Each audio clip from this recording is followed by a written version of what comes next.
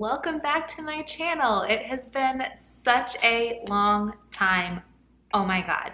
I think it's been like a month since my last video, and I know in my last video I said I was gonna get better at posting a video at least once a week. That obviously did not happen.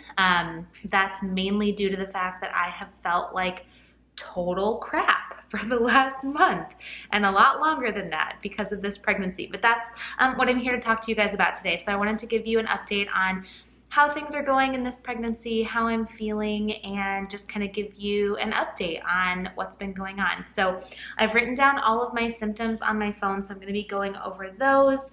I figured I'd first go through all of my symptoms with you, how I've been feeling, and then I'll talk a little bit more about some of the other stuff I've been doing, like how I'm tracking my food, my weight gain. I'll show you my bump, which I know I have one. It's weird. I'm like 13 weeks pregnant. I already have a bump that looks like I'm 18 weeks pregnant, but what are you gonna do? And then, yeah, I'll just go through all of the other like nitty gritty stuff that I think you guys probably will want to know about. So let's go ahead and get into it. So I am finally no longer feeling nauseous all the time, thank God.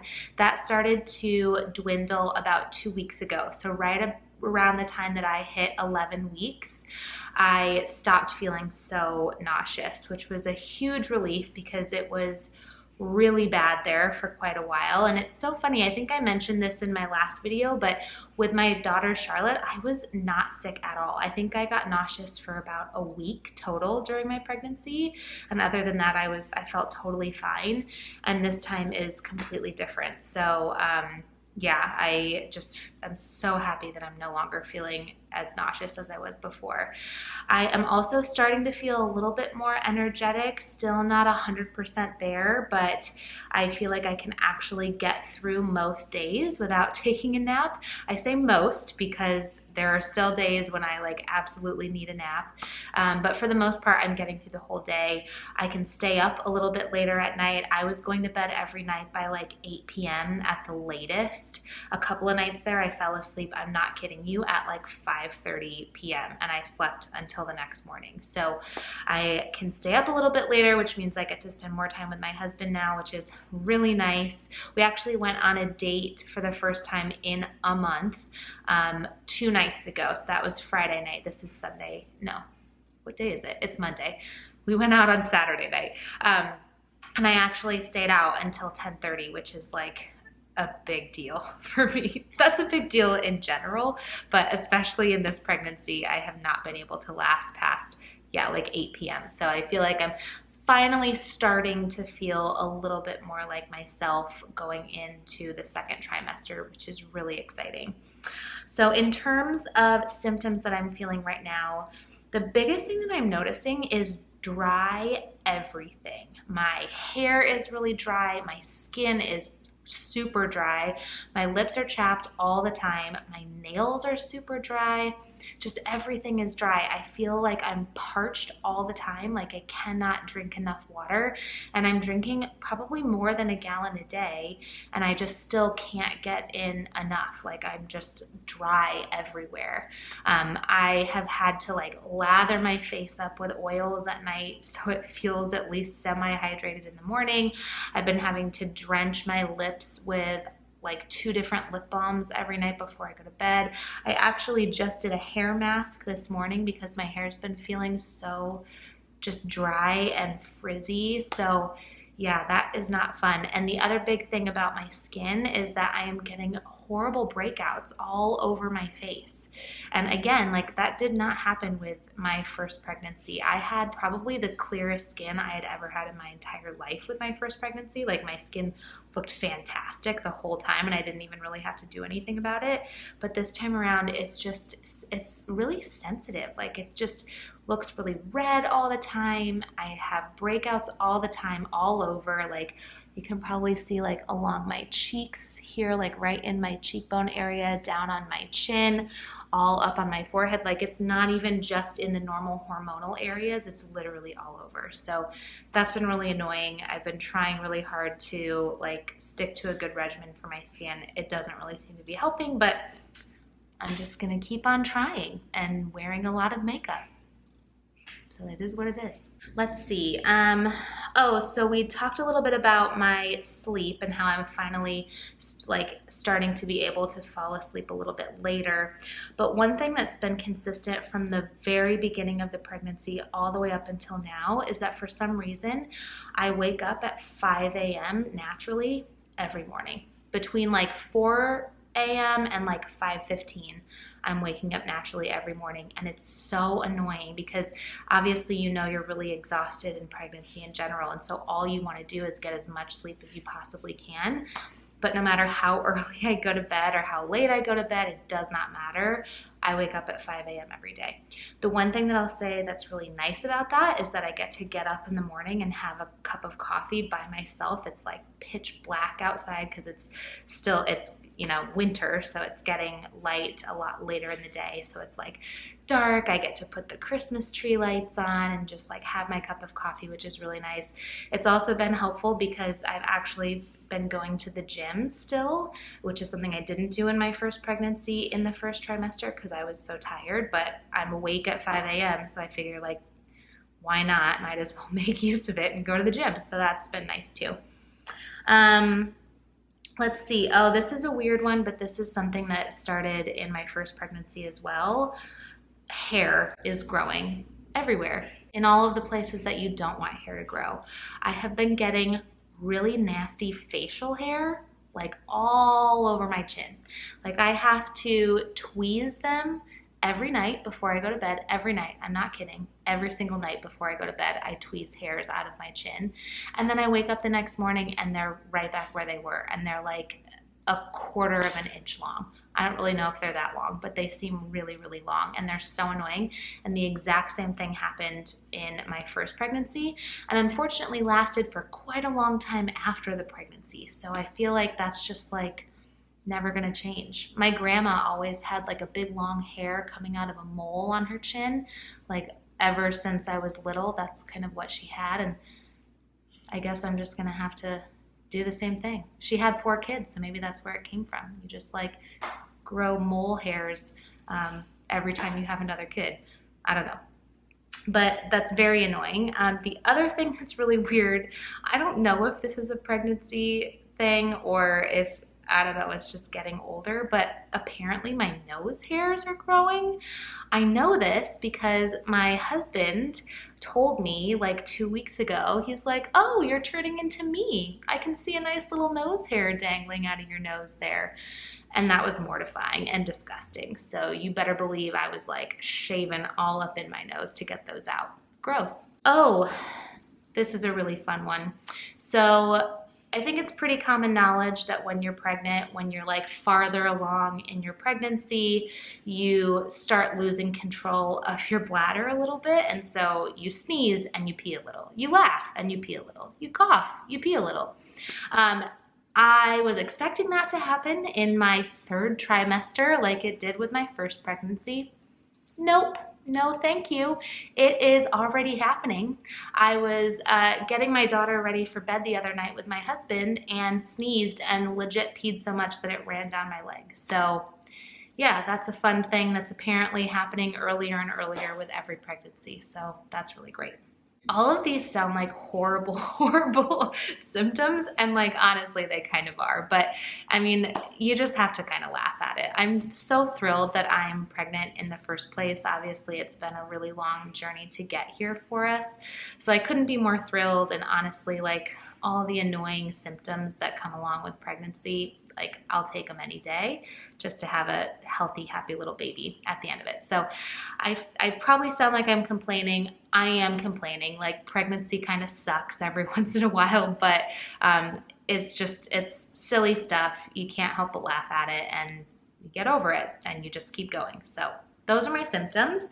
The next thing I want to talk a little bit about is weight gain and kind of how I've been keeping in control of that. So I have gained a total of, I think it's probably about 5 pounds now. The last time I checked, I was at about 4 pounds that I gained from the beginning of the pregnancy to now. And the last time I weighed myself was about a week ago. So I might still be at 4 pounds, but I'm just gonna assume that I've gained probably 5 pounds total, which is about normal. I think in your first pregnancy, they tell you you should gain anywhere from 0 to 5 pounds if you're coming into that pregnancy at a normal weight. So I'm like kind of at the high end of what's normal in the first trimester, but honestly, I'm not too worried about it. I do wanna make sure that I don't gain like way too much weight at the end of the pregnancy. I gained about 40 pounds with my first pregnancy, and it felt like too much. Like I didn't really enjoy how I was looking. I felt like I looked really like fat and gross. And as a result of me feeling that way, I feel like I didn't enjoy my pregnancy as much as I should have. I do want to make sure that this time around I'm focusing more on not like eating on a crazy diet or anything like that, but just eating healthy and monitoring what I'm eating, making sure that I'm putting good stuff into my food and into my stomach and not just like junk food all the time and chocolate and candy. So I have, before I got pregnant, I was on what's called the slow carb diet. If you're not familiar with Tim Ferriss, he wrote a book called The 4-Hour Body, and it's fantastic. And in that book, he talks about the slow carb diet, and it's something that my husband and I have followed for like 6 years. Like it has just become a lifestyle for us. It's super easy. I'm not going to go into detail on it today, but if you want to know more about it, I'm happy to do a video on it. But I was doing that before I got pregnant, and then coming into the pregnancy, I decided I wasn't going to do that anymore because, again, I wanted to just kind of give myself, like, relax a little bit when it comes to food, but also, again, make sure that I'm monitoring what I'm eating. So I am tracking calories now, and I'm kind of tracking macros too a little bit, not like a ton, but I'm tracking macros just a little, making sure that I'm getting enough protein in. I'm not getting too many carbs in because that's my thing, is carbs. I think it's everybody's thing. And just making sure that I'm, eating healthy stuff. So I'm tracking my calories. I looked up online like how many calories a normal weight person should have in their first trimester, and it said about 1,800. So that's kind of where I've been staying. Some days I eat more than that. Some days I eat exactly 1,800. For the most part, I don't go below 1,800 because I'm hungry all the time. But I just want to make sure, again, that I'm not just looking at calories and how, a chocolate bar has 100 calories in it, but that I'm getting that 100 calories from good sources. So I'm getting more vegetables, I'm eating more fruits, still eating a lot of protein. So yeah, that's kind of how I've been monitoring my weight gain, making sure that it stays in check, and just making sure, again, that I'm eating healthy and giving the baby everything that it needs. So let's see. Oh, so this is the really exciting thing. I told all of you guys the last video that we were getting ready to go do our gender test. So we actually opted to get the blood test done, and I think it can tell you as early as 10 weeks along. I can't remember. I think it's called Invitae is the one that we did. It was 99 bucks. It was super inexpensive, and I think your insurance can cover it as well. And it tests for all of the chromosomal abnormalities, and then it can also test for gender. So we got all of that back. We know what the gender is. And I'm not going to say it yet. I'm going to do another video on that. We haven't told our parents yet. We're waiting until Christmas to tell them, A, that I'm pregnant, and B, what the gender is. So I'm not going to announce until we've told our family. But I'm really, really excited about the gender, and everything looks good so far from a chromosomal standpoint. So far so good. Everything is healthy and looking really good, and I just couldn't be more thrilled. The last thing that I wanted to talk about, and then I'll show you guys my bump, is just kind of my mental state. So most of you found me because I have gone through quite a journey in terms of pregnancy. So I got pregnant, and then I had a chemical pregnancy, and then I got pregnant again. I had a miscarriage, and now we're pregnant again right after that miscarriage. So it's been quite a journey for me, and especially with the miscarriage the last time around, it was quite a mental journey for me. Anybody who's gone through miscarriage, I know that you can attest, like, it's really hard. It's incredibly scary. A, to go through it and lose a baby, but then B, to opt to continue trying after you have a miscarriage. It was really hard for me. I was actually telling my husband after I'd gotten pregnant, but right before we went to our first appointment to confirm that everything was okay, which the last time is when we found out that it wasn't okay. So right before we went to that appointment, I was telling him that if it didn't turn out okay, like, I didn't think I was gonna be able to, like, keep going and keep trying. Like, just after those issues with pregnancies, like, I just lost a lot of my spirit and didn't want to go through that heartbreak again. It really is so heartbreaking and so horrible for everyone involved, for your partner, for you, for your body. Like, it's just really, really hard to go through a miscarriage. And I feel so lucky and fortunate that this time around, still fingers crossed, everything looks good and looks like it's going the way that it should, but there's still a lot of fear and anxiety that I have every single day. I still don't think that I've really allowed myself completely to accept that I'm pregnant again and to start really thinking about the future with with a second baby. I mean, when we were pregnant with Charlotte, around this time, I was already thinking about her nursery and how I wanted to decorate it, and I was buying clothes for her, and I was, doing a bunch of stuff, and I haven't done anything for this pregnancy. I don't want to get anything and, like, have stuff in my house that is going to remind me of a baby if this baby doesn't work out. So yeah, it's really scary, and it's sad because you kind of miss out on a lot of the joy that a pregnancy can bring you. But, every day we're getting closer and closer. Our odds of having a miscarriage are getting lower and lower. And I am just trying to keep faith that this is going to be our baby this time. And this baby is going to, grow our family. And Charlotte's going to get a sibling. And, everything is going to be okay. So that's kind of where I'm at mentally. There's so much more that I can say, but I feel like I'm already rambling. So I don't want to bore you with, like, all the things that I'm feeling, but I know that if you've gone through a miscarriage, you've experienced all of these same things. So I know I'm not alone, but yeah, so that's how I'm feeling. All in all, I feel good going into the second trimester. I can't remember if 13 weeks is considered the second trimester, or if you have to go through 13 weeks and hit 14 weeks for the second trimester. I can't remember, but I'm either in it or I'm, like, really close to the second trimester. I'm not sure, but I'm feeling really good. I'm feeling a lot better than I was a month ago or 2 months ago, and I'm really excited to tell our family. So I'm gonna try to get telling our family on video, but if it's gonna, like, ruin the surprise because they're gonna be like, why is there a camera in my face, then I'm not gonna do it. But either way, I will tell you guys all about that experience of surprising our parents once we've done that. Oh, the bump, I almost forgot. I wanna show you guys what the bump looks like right now. Hang on, let me fix my camera so you can see a little bit better. Okay, so here is the bump. 13 weeks pregnant. It doesn't really look like much of a bump, to be honest. It just kind of looks like I gained some weight for the holidays, but that's okay, I don't mind. Oh, also this shirt, so it's got, like, these little frillies on the top, frillies on the side, frillies on the bottom. This is a maternity shirt, and this is from Pink Blush.